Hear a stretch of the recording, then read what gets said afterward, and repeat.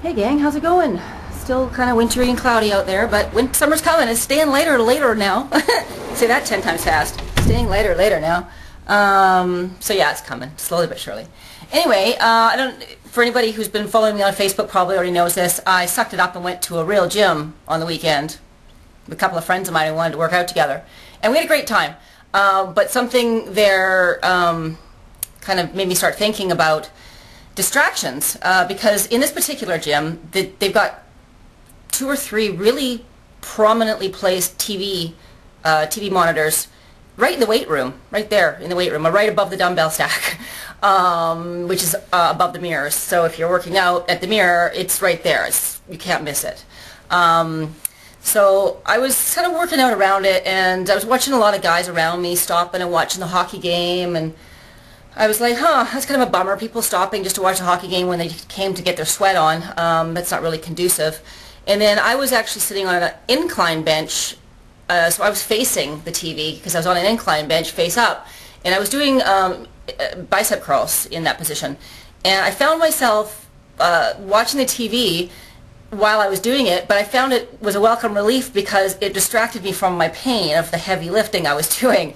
I thought, okay, well, so maybe in some ways distractions are good. And then I started thinking about, when I go running, I need my music and my beautiful seawall to run on because the distraction keeps me from paying attention too much to how much pain I'm in running, which isn't fair. I'm not usually in pain running, but you know what I mean. Like, you're working hard, and sometimes you just need that distraction to keep on going. And a lot of times music will spur me on to go harder too, because the beat of the music or the lyrics or whatever will just like get me going. But then a little while later, the TV caught my eye again, and it was a pizza commercial. And I've got a friend who produces TV commercials for a certain client quite regularly. He's the go-to guy, and he does it for them all the time. And I was noticing this commercial because it was quite obviously shot in Hawaii.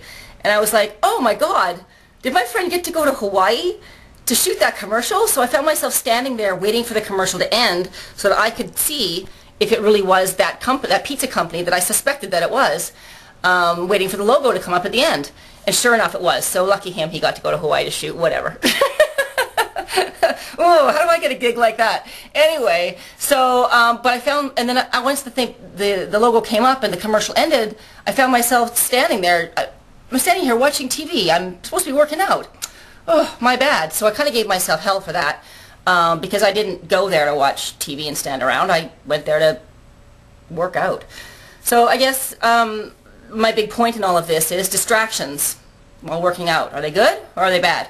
Well, they can be good if they are something that helps you, spurs you on to work harder and doesn't take your head out of the game. But I'll tell you that there's no way on earth, even though I was watching the TV while I was doing dumbbell curls, that's a pretty basic one-joint move.